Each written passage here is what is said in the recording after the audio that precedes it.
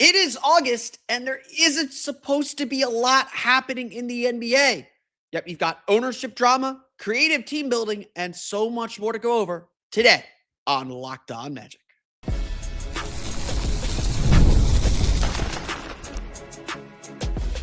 You are Locked On Magic, your daily Orlando Magic podcast, part of the Locked On Podcast Network, your team every day. And you are indeed Locked On Magic. Today is August 21st, 2026. My name is Philip Rossman. I'm the senior writer over at OrlandoMagicDaily.com, credentialed member of the Orlando Magic media since the 2012 season. And today's episode of Locked On Magic is brought to you by FanDuel. Join all the action at FanDuel.com to play daily dingers and make your free pick on who's hitting a homer this MLB season. On today's episode of Locked On Magic, we're going to take a quick trip around the league. We're going to talk about ownership drama that's happening in several places right now. We're going to talk about some creative team building as well and the latest goings on and what they have to do with the Magic. Because obviously, there is not a lot going on with the Orlando Magic right now. The biggest news in the Magic world is Paolo Banchero, Franz Wagner, Jamal Cain, Javon Carter, and Jace Richardson all showed up at the Rico Hines Pro pickup runs in Los Angeles yesterday. I'm sitting on the full video of their games. So I'm going to watch those. We'll talk about those if they're worth talking about. But essentially a good chunk of the Magic, and I believe Desmond Bane and Nikola Vucevic are also there, are in Los Angeles right now. The Magic's coaching staff is supposedly there as well, keeping an eye and keeping a tab on things. A lot of the team building ahead of the season is happening right now. Now, obviously, it's not the entire team. Wendell Carter typically trains in Atlanta. Jalen Suggs is out and about somewhere in the world. I haven't seen much from him. Anthony Black is he bounces between Orlando and Texas. Goga Batadze is getting ready to play for the Georgian national team next week for their World Cup qualifiers. We'll recap those when they happen. Tristan Da Silva is playing as I speak right now, and I'm actually going to take a quick look. Take a quick look at the stats on that one. He's playing as we speak right now against Czechia in the DBB Super Cup. They're getting ready for their FIBA World Cup qualifying window next week as well. Don't have live stats on that, so I can't spoil that fun. Everybody's out sort of doing their own thing. This is supposed to be vacation time. This is a 4-week episode week. I'm quickly doing this. This episode probably, I'm hoping, won't go long. I don't have a lot to say. We'll dive back into Magic stuff next week. Next week will also be a 4-episode week. I am promising that I am taking some time for myself. I had a great day at Epic Universe yesterday. There is not a lot happening. And frankly, I don't have a lot to say. Some of you called me out on that in the comments. I'm like, yeah, no, that's pretty much it. So I want to go around the league a little bit and talk about issues that are happening around the league, because while there isn't a lot going on, there is still a lot going on. There's about 5 things that needed to happen before this offseason could officially end.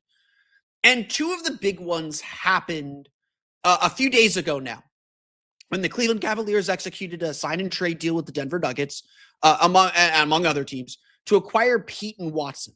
Now, you might be, and then subsequently also sign James Harden to his new contract.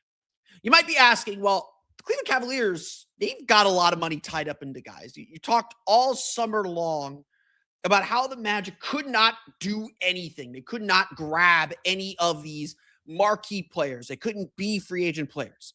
They couldn't even be trade players because of where they're situated in the cap. So how in the world did the Denver Nuggets, who essentially couldn't re-sign a talented young player like Peyton Watson because they don't want to pay a second apron team, how did they execute this trade with the Cleveland Cavaliers, who are also flirting with the second apron? The answer to that is a little more complicated. The Cavs hadn't re-signed James Harden yet. They made some other moves and some other trades to dip below the salary cap, even with the James Harden cap hold. And that enabled them to sign Peyton Watson to this sign and trade deal. I've had to explain this to a number of people. Sign and trades do not work now like they used to back in the day, back when the Magic got Tracy McGrady and Grant Hill. Essentially, to execute a sign and trade, you have to create the cap space or create the mechanism to sign that player outright with the trade. So if the Magic wanted to sign a $20 million player in a sign and trade deal, they'd essentially have to send out enough salary to get $20 million under the salary cap in order to do it. And that's why the Cavs couldn't re-sign James Harden until they executed some of these deals. And so it was smart for them to, I'm sure this James Harden deal had been agreed to a while ago. It was smart for them to kind of set it aside and say, hey, we want some more flexibility. Let's hold off on this until August. That's essentially what they did. So it was a bit of a unique circumstance as far as I understand kind of the cap mechanics of it. But I think it's really, really important to note the somersaults that Cleveland went through to get this done.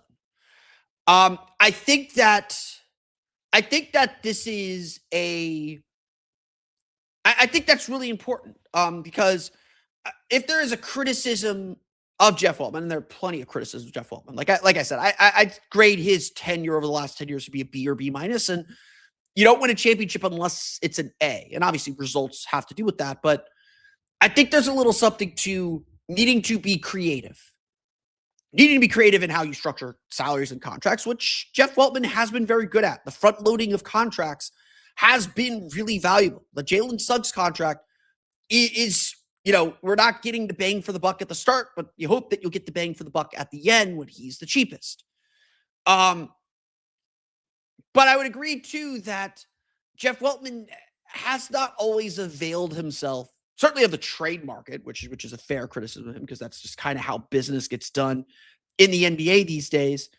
He hasn't done a good enough job being creative to find ways to improve the roster. And so the Cleveland Cavaliers, like the Orlando Magic, are a team that hasn't done very much this offseason. Like they've done more than the Magic have, obviously, and they've added some players. But a lot of Cleveland's mechanics this summer have been clearing cap space and getting under the second apron and waiting for this James Harden. Like some other teams, acquiring James Harden was the big move that they had to make. But when you look, I was thinking about this, when you look through the entire Eastern Conference, obviously you're talking about a lot of the teams that made these massive moves. New York's the champions, they get talked about regardless. Philadelphia added LeBron and Jaylen Brown. Boston, for whatever you want to talk about, they swapped Jaylen Brown for Paul George. It's still a move. The Hawks even added Aaron Wiggins and Luguentz Dort. The Raptors will eventually add Kawhi Leonard at some point. The Pistons have added some secondary pieces to add some shooting, but they're sitting on the Jalen Duren stuff. The Heat added, obviously, Giannis Antetokounmpo. It's teams like the Magic and the Cavs were kind of forgotten. Like even the Hawks were kind of forgotten because they didn't make these big splashy moves. And when you get to like off-season conversations, it's all about the splash. The teams that make the loudest moves get the loudest conversations. That's the big key. Honestly, that's the whole thing. The reason why no one's talking about the Magic is they didn't do anything. So why would anyone think they will be any better? Now, all of us would argue, well, they're getting a healthy Franz Wagner back, which some would argue, well, he hasn't been healthy for 2 straight seasons. And most Magic fans would say, like, yeah, but he's a tank. Like the previous 3 seasons, no problem. Like I'm not buying that Franz Wagner's injury prone. He's had 2 random separate injuries. One was mishandled and, partially because of Franz. There's no reason to talk about the Magic. And that's why I think they're being pushed down in the pecking order and down in the conversations. But you still need to be able to have the flexibility to do things. And as we look ahead to what comes next and how the Magic move forward, it's going to take this kind of creativity. Now, the Magic will be an apron team again next year. Anthony Black's extension, which we're going to talk about here in a minute, is a big piece of that puzzle and a big piece of what comes next. But the Magic are going to be retreating from the aprons here in the next few transaction cycles. The question is, and I think this is what Cleveland did really well this offseason, to be perfectly honest, is even though they are retreating from the apron, even though they are trying to reduce payroll, they stayed very competitive. And taking a swing on Peyton Watson is, I think, a really good move for them.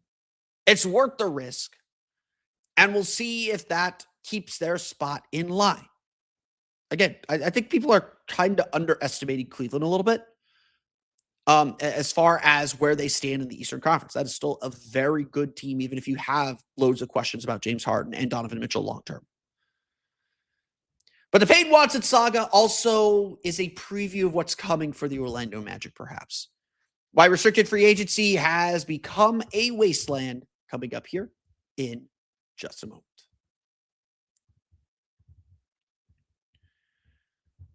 But first, today's episode of Locked On Magic is brought to you by friends over at FanDuel. Baseball fans, if you think you know who's hitting a homer today, FanDuel is giving you a free chance to call your shot with daily dingers. It's easy to play. You just make your free pick for who you think will hit a home run in the game. If you're right, you'll receive a profit boost to use on your next bet for a chance at extra winnings. Best of all, you can make a free pick every day throughout the MLB season. Daily Dingers is another fun way to stay engaged with every day's games, whether you're following your favorite team or keeping an eye on matchups across the league. Every game has someone capable of going deep. Now you get the chance to make your prediction before the first pitch. We're looking forward to the Tampa Bay Rays finally going back on the road because the Trop was not friendly to them after their 9-game win streak. They're in Baltimore looking for revenge after last weekend's series loss. They are 1.5-run dogs, actually, on the road with Peralta on the mound today. If you want to get in on the Rays, Junior Caminero has not hit a home run since that road trip. So the Rays are looking to snap back to attention. Over-under is 7.5 runs for Friday's game against the Baltimore Orioles. So are you ready to play your game today? Join all the action at FanDuel.com. That's FanDuel.com to play daily dingers and make your free pick on who's hitting a homer, play ball, and swing for the fences on FanDuel, an official partner of the MLB.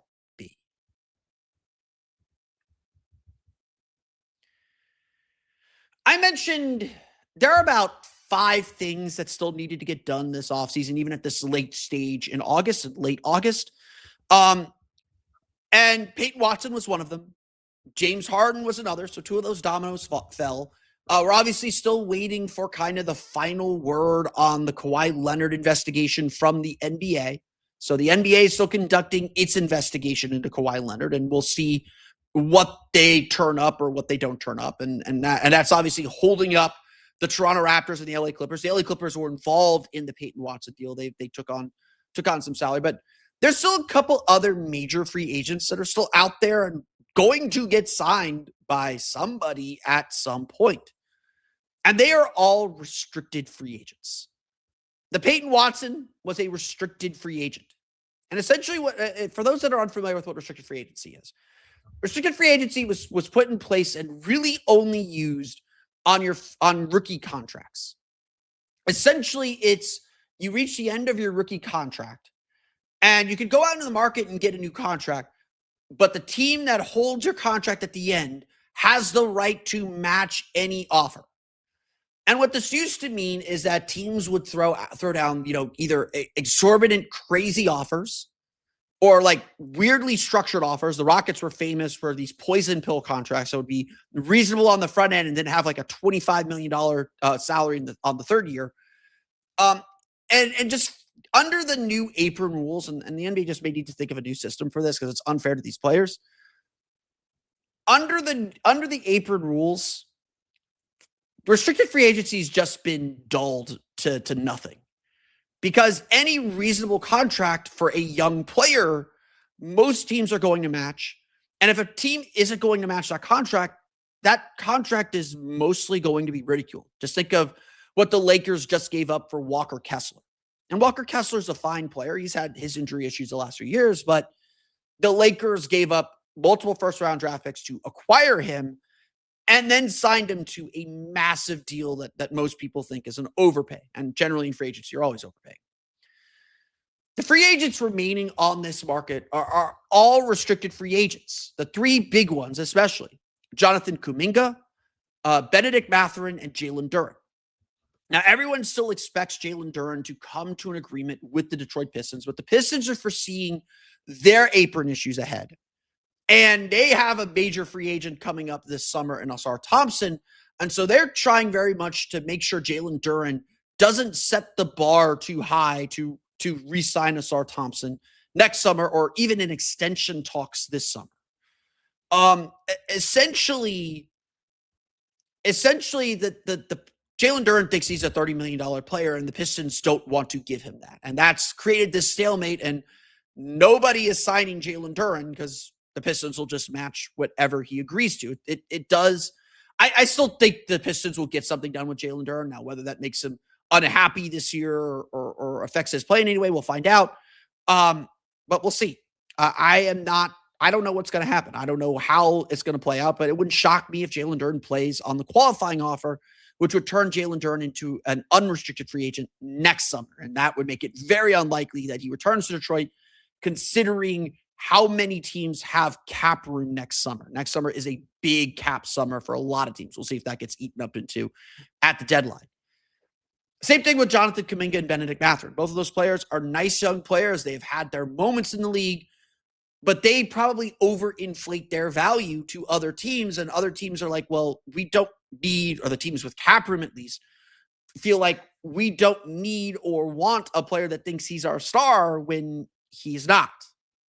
Now, there are some teams reportedly going after both. The Bulls are looking at Kuminga, I believe. The Pelicans are also looking at Kuminga. Restricted free agency has become a mess for sort of these in-between players who are clearly NBA players, clearly rotation players, but don't quite know what their role is or where they fit into the bigger scheme of things. That's probably the best way to describe where they stand and what they do, where they're at. This is all a preview for what's coming for the Magic next summer, because Anthony Black is this exact kind of player. A player who had one breakout year last year. And clearly can function and fit on the floor. Like, the Magic have every reason to bring Anthony Black back. But they're also well over the apron. They're out of their era of free money. They don't have money to just hand out like they've done to their previous players. Like, they gave big extension to Cole Anthony. They gave a big extension to Jalen Suggs. They maxed out Franz Wagner when no one thought he should have been a max player. They maxed out Paolo Banchero, and everyone agreed that was a good deal. Just didn't perform as well as people would have liked or expected last season. Anthony Black is going to get caught holding the bag and not get this massive payday. I still think it's about 50-50. The Magic and Anthony Black do come to an agreement before the extension deadline, because I think the Magic want to keep Anthony Black. I don't think it's like Jonathan Kuminga, who never really fit with the Warriors and was really frustrated with his role in Golden State, and then came to Atlanta, had a half year. Atlanta clearly hasn't made him a priority, so I'm sure he's eager to go elsewhere.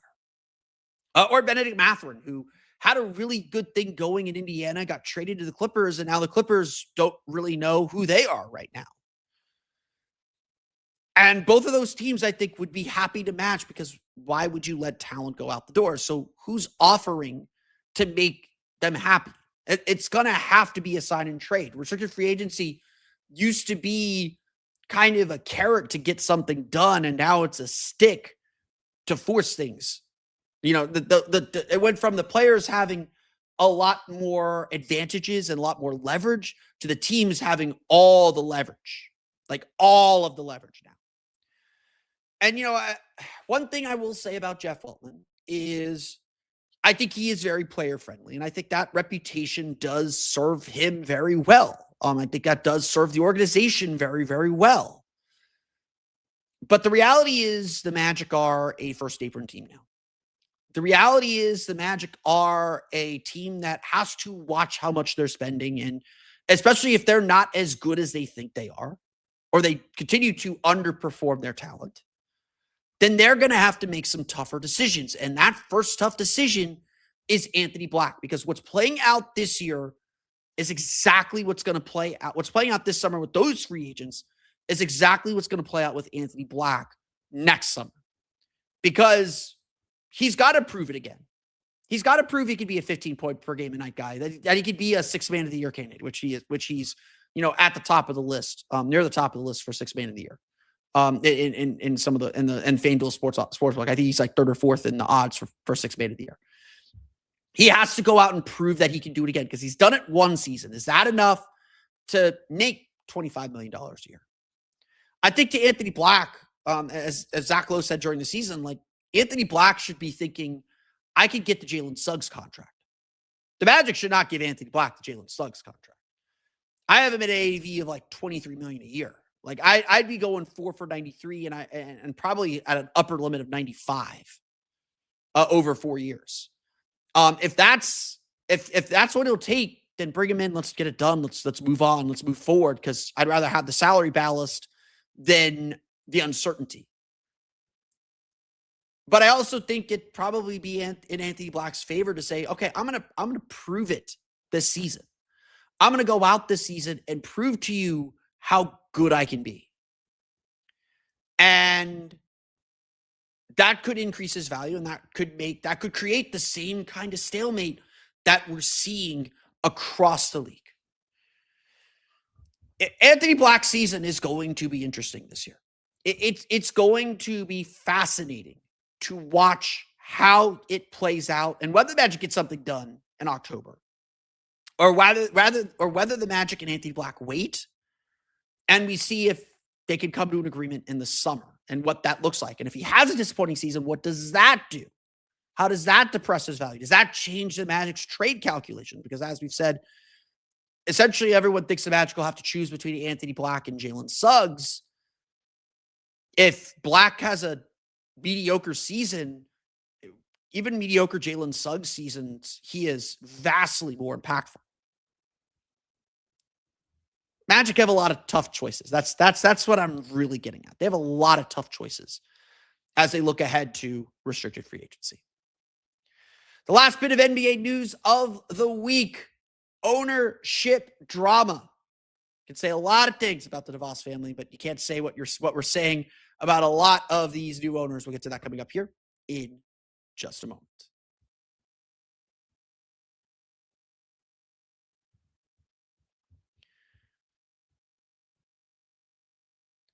The last bit of NBA news is we have a double dose of team sales. And we really had like 3 in the last season. And that doesn't count the Lakers being sold a year and a half ago now.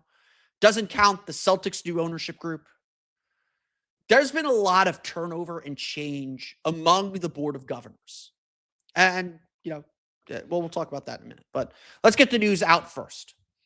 Earlier this week, the Los Angeles Lakers sold Mark, I believe it's Mark Williams.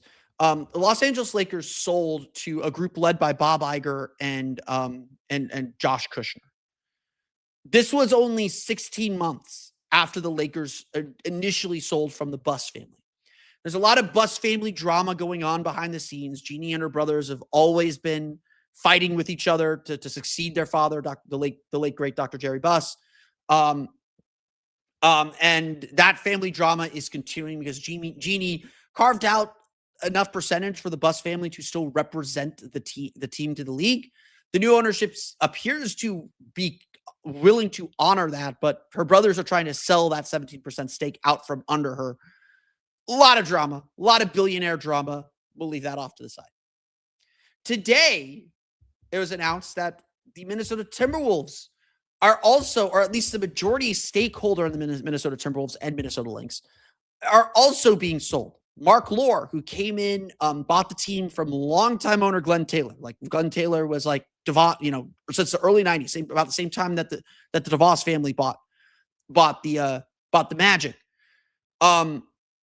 They are having just, I think people are blowing it up a little bit, but essentially there's a new majority owner. Mark Lore sold his stakes to another member of their ownership group, and that person will now be the majority owner and stakeholder and probably representative for the Minnesota Timberwolves.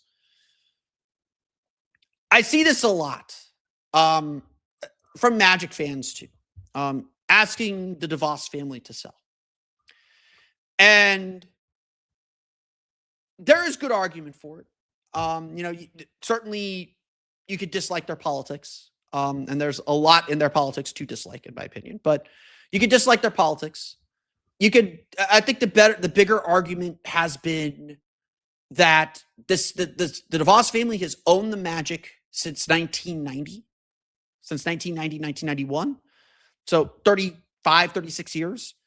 And the Magic have been at best an inconsistently ran organization. That is a fair argument to make. And that, you change GMs, you change GMs, like it's the same thing. You change the coach doesn't work, you change the players. If the players don't work, you change the general manager. The general manager doesn't work, maybe it's something deeper. And look, there's certainly an argument to be made. I would argue that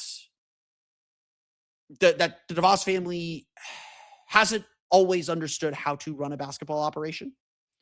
I would argue that they are more invested in their basketball operations now than they have ever been. I think that was one thing that Jeff Weltman got out of them, was to be more committed to the basketball ops. They obviously got their arena.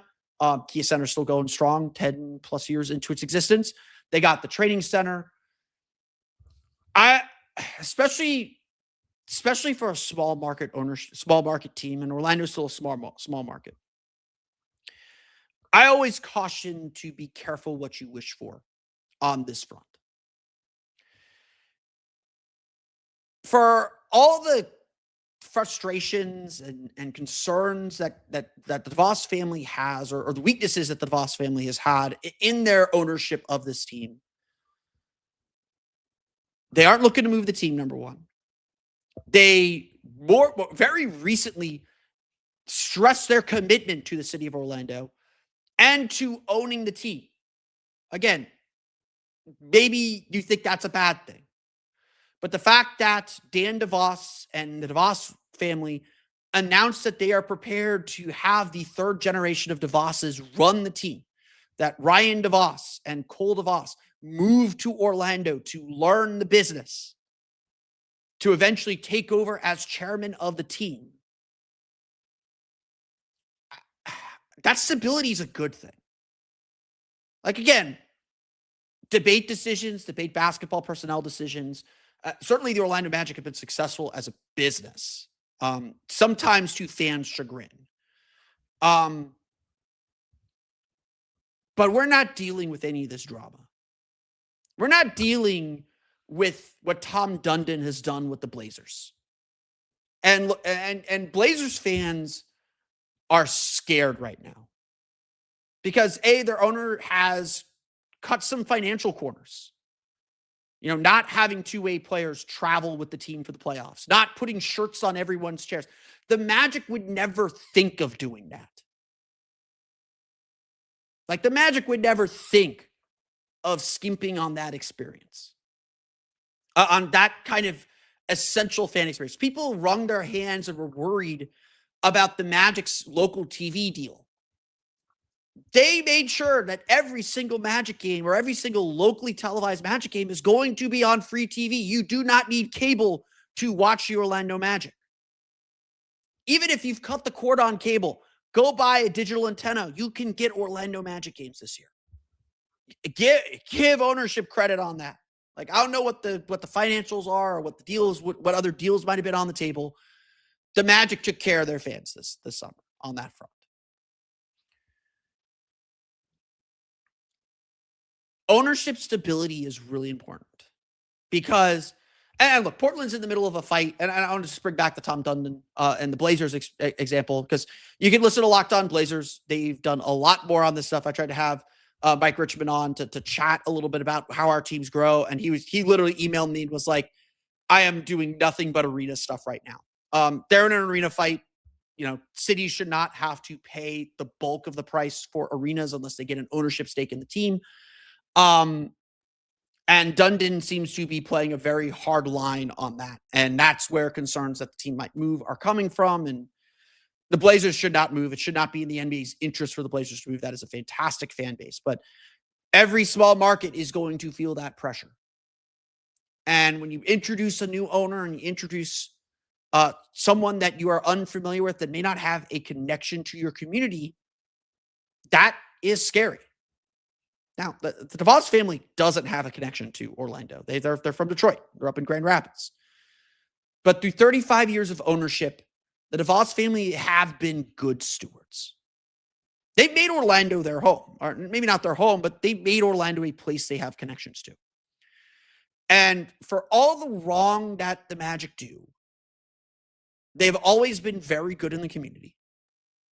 And they have really entrenched themselves as, frankly, the sports team in the city. And I do think the DeVos family have ensured that Orlando are good neighbors, that the Magic are good neighbors, and are good representatives of this community. A community that I think they have very much entrenched themselves in. Like, one of Ryan DeVos's big projects was Magic Gaming, which brought, the video game community down here and made this a little bit of a video game hub. He's big on the Orlando Squeeze, the pickleball team.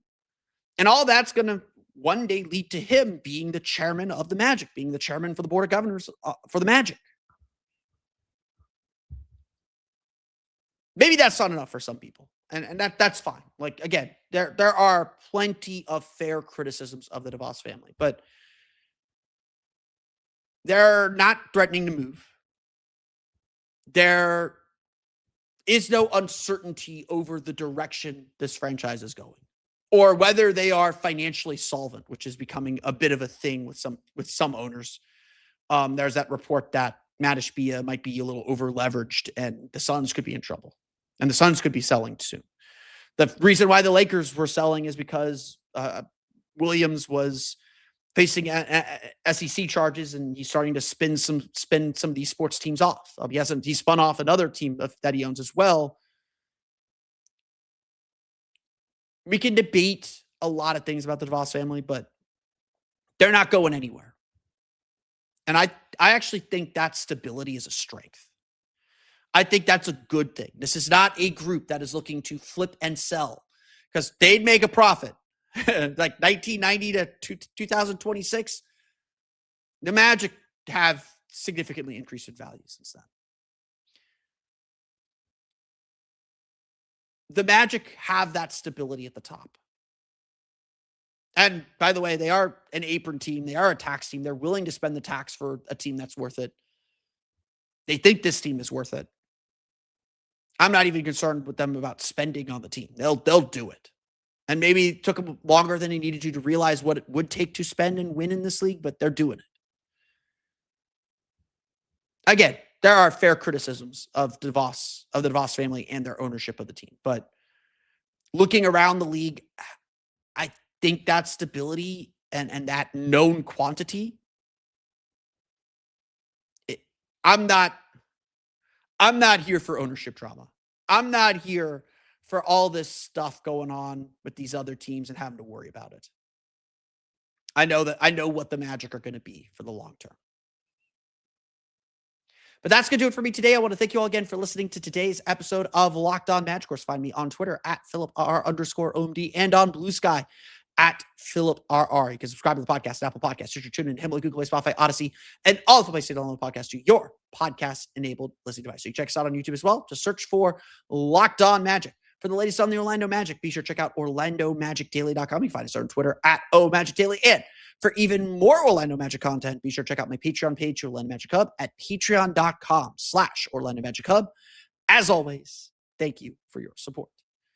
Now that you're done making Locked On Magic your first listen of the day or your latest listen of the day, we're going to send you over to the first ever 24/7 YouTube channel on the NBA if you're watching on video. If you're on audio, check out Locked On NBA for your next listen. Locked On NBA is still going strong, even in the offseason, even in August. Check it out today as your next listen. But that's going to do it for me today. I want to thank you all again for listening to today's episode of Locked On Magic. We'll be back again Monday. We're going to talk about the reasons why the Magic will go over and why the Magic might go under their over-under. We'll get into some prediction stuff and some predictive stuff on Monday, unless some news breaks or something like that happens. But until then, for Orlando Magic Daily and Locked On Magic, this has been Phil Rossman. We'll see you all again next time for another episode of Locked On Magic.